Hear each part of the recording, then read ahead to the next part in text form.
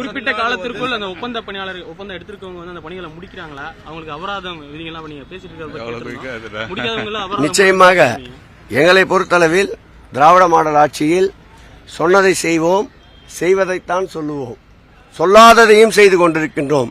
இந்த பணிகள்லாம் தேர்தல் அறிக்கையிலே இல்லை. பல்வேறு இடர்பாடுகள், இயற்கை சீற்றங்கள் போன்றவற்றின் மத்தியில் இந்த பணிகளை குறித்த காலத்தில் நிறைவேற்ற வேண்டும் என்பதற்காகத்தான் துறையுடைய அமைச்சர் என்ற வகையில் நான் ஒரு முறை ஆய்வுக்கு வருகிறேன். அதேபோல் எங்களுடைய துறையுடைய செயலாளர் அன்பிற்கினிய காகர்லா உஷா அவர்கள் ஒரு முறை ஆய்வுக்கு வருகின்றார்.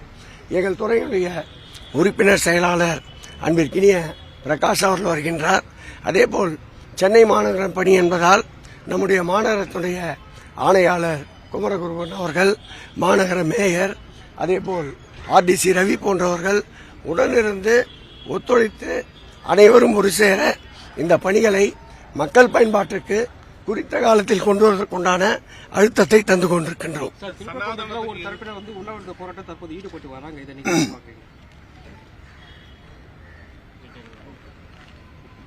அவரவர்கள் உரிமை, அந்த உரிமையை இந்த ஆட்சியை மறுப்பதில்லை என்பதற்கு அந்த உண்ணாவிரத அனுமதி ஒரு எடுத்துக்காட்டு.